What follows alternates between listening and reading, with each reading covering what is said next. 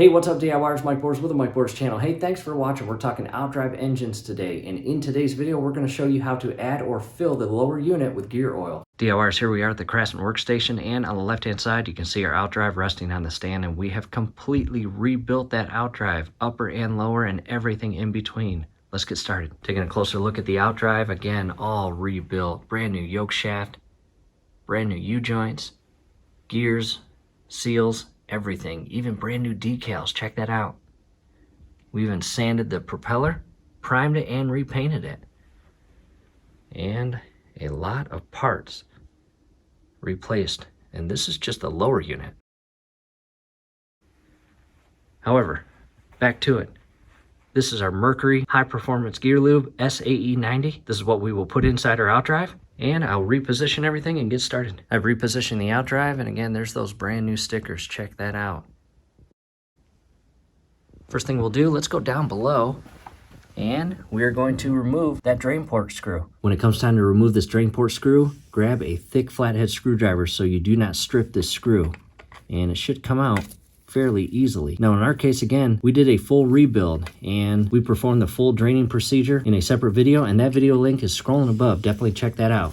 And a quick explanation about this drain port. Not only do you have the gasket, you've got the thread, but in addition, you have a magnetic probe that sits inside your engine, and as all the oil mixes inside the Outdrive, any and all metal shavings attach themselves to this magnetic probe. So if you pull this out and it is full of metal shavings, you might want to have that looked at. We'll set that aside. Coming back to the workbench, and we already have our kit screwed into a quart of gear lube, and down below in the comment section as well as description section is a link on where to purchase this awesome kit. And all it does is it screws into the top portion of your quart, and the opposite end screws into that drain port thread that we just removed that drain port screw from, and from there you begin the pumping. Back to the Outdrive, I've got the quart of gear lube as well as the pumping kit, and I'm going to remove this cap, and some gear lube might come out. I've got a paper towel, and I'm going to carefully align the thread and screw it tight in the drain port screw thread. And this thread here is plastic. Do not cross thread that. You do not want to strip this. There it is.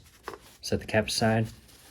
Going to clean the thread just a bit. And again, be very careful as you align these. And real quick, on either side of this connection point are two tabs. And you can basically turn this fitting as you apply pressure to the tube and not allow the tube to bend. Again, be patient, be precise. Do not cross thread this.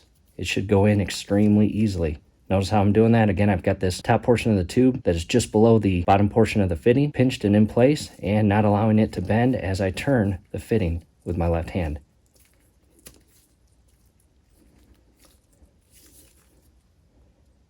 And that's tight. Now to the upper portion of your Outdrive, you have an oil vent screw. Go ahead and again grab a thick flathead screwdriver and remove this oil vent screw. And it is different than the lower screw. As you can see, it does not have that magnetic probe on it. We'll set that in a safe location. And DIYers, the next step will require us to begin pumping that hand pump that's connected to the quart of gear lube, and we will continue pumping until we see gear lube come out the top oil vent. And at that point, we will immediately resecure the oil vent screw to stop any and all gear lube from leaking at this point. And at that point, we'll move back down to the lower unit. Back down below, I've got my additional quarts shifted to the side and ready, because when this one runs out, I will remove this fitting and install it on the next quart and continue pumping. And DIYers, no need to rush this. Go slow. And at this point, you see no more gaps inside the tube, and that gear is now going inside your lower unit. And as you pump, the lower unit will fill up, and at that point, it will go through the oil feed line, which allows gear lube to feed from the lower unit upstream to the upper unit, where it will then lubricate the upper unit gears. And again, as we pump, go slow, be patient, and properly fill your Outdrive with the gear lube.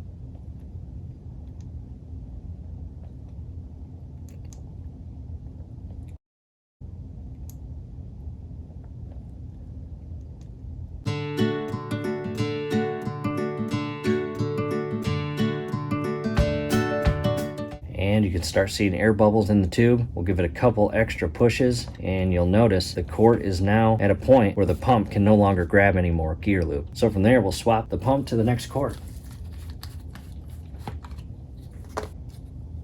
Be patient with this step as well.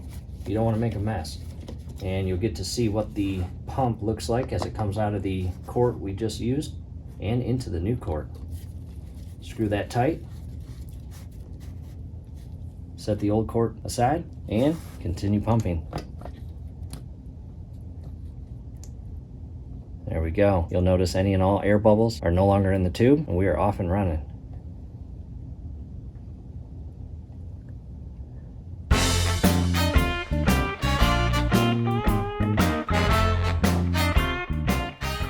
And DIYers, I've now made it to the point on the second quart where the lower portion of the pump can no longer grab gear lube, and it gets about 3/4 of the way down. So there is additional gear lube inside these quarts when I'm making the switch with a hand pump from one quart to the next. Now to the third quart.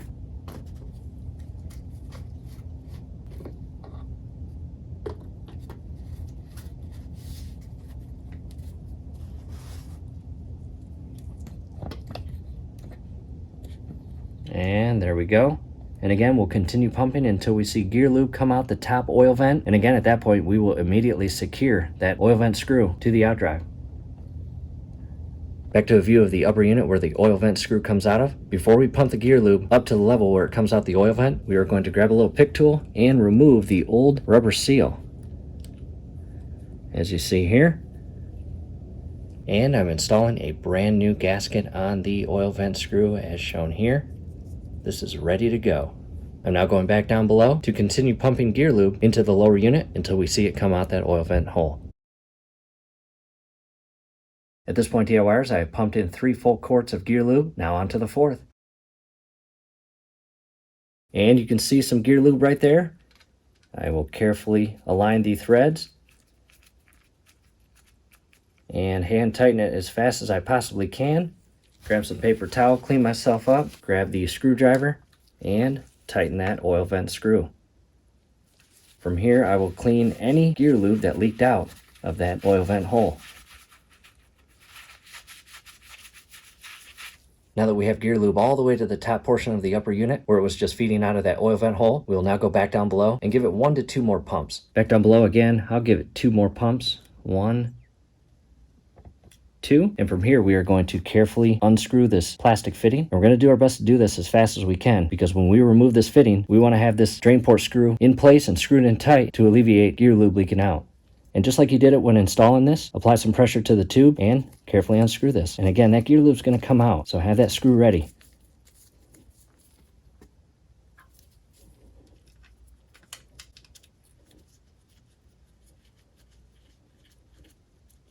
Have some paper towels ready too. Clean myself up real quick, grab the screwdriver, align it properly, and screw it tight. From here, clean up any and all gear lube that leaked out. Next to your plastic fitting, go ahead and cap that off so that does not leak. And I will clean that off as well. Coming down below, and the reason why I add 2 additional pumps, because if you're not quick, about 1 to 2 pumps can leak out pretty fast. And if you don't add those additional pumps after the top portion is full, well, you might be shorting your Outdrive of gear lube, and that's not what you want. Again, down below, the drain port screw is secured.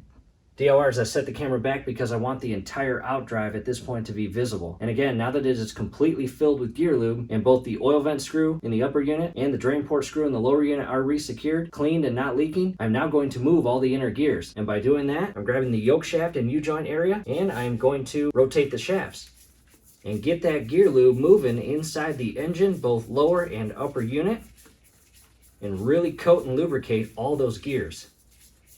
I'll go to neutral. As you can see, I'm moving the yoke shaft and U-joints, and the propeller is not spinning. And now to the opposite gear. Check that out. Again, all I'm doing is rotating this to move that gear lube inside both the upper and lower unit, because again, you've got gears way up top here as well as down below. And I'll do this for about a minute. Back to neutral. And back to forward. What you want to do now is check the entire Outdrive, not just the oil vent screw or the drain port, but the propeller as well as up top of the upper unit. Check to see if you can see any signs of leaks of gear lube. And if you do, unfortunately, that's not good. You want to address that immediately. But if you do everything we just did and you find no leaks, that's a good day. And to a closer look of the inner portion of the propeller, again, if you see any signs of gear lube leaks, that must be addressed immediately.